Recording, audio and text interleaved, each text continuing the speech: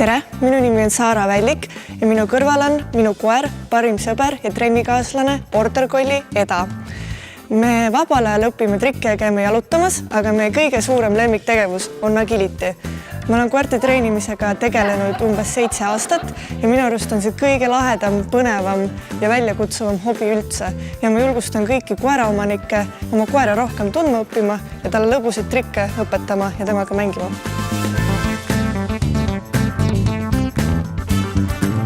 Agility on rahvusvaheline koeraspordiala, kus koer ja koerajuht ehk siis üks võistluspaar peavad läbima kiiruse ja puhtuse peale takistusraja. Oluline on koera ja koerajuhi omavaheline koostöö. Agility's on palju erinevaid takistusi, mida koer peab teadma. Näiteks on olemas kontakttakistused, A-tõke, poom ja kiik.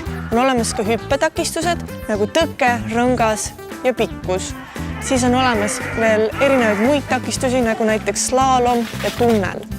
Agility's peab koerajuht juhtima koera läbi takistusraja häälkäskluste ja kehakeele abil. Keelatud on lükata koera näiteks tunnelisse või mingile takistusele.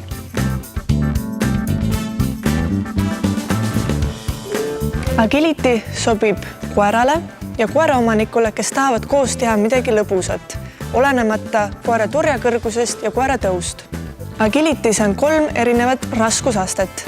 A1 on kõige kergem võistlusklass, A2 on natuke raskem võistlusklass ja A3 on meistriklass, kus on kõige keerulisemad rajad ja kõige suuremad kiirused. Võistlusi korraldavad Eestis klubid üle Eesti. Eestis on Agility klubisid Tallinnas, Harjumaal, Pärnus, Viljandis, Tartus ja Saaremaal.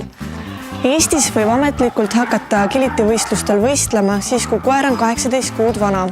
Võistlustele minnes ei tohi koeral olla kaelas kaelarihma, omanikul ei tohi olla käes maiusi ega mänguasja. Sellepärast on oluline koera ja koerajuhi omavaheline koostöö.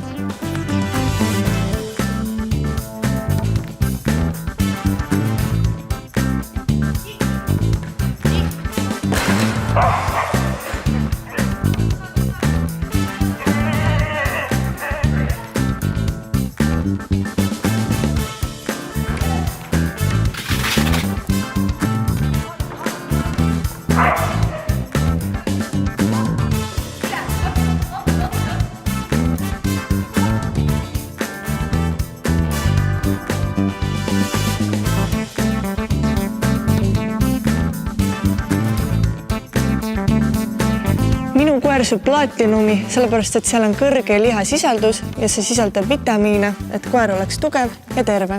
Ja mis kõige tähtsam, mulle meeldib, et plaatinumi krõbinad on pehmed, nõnda on mul lihtsam talle trikke õpetada selgeks.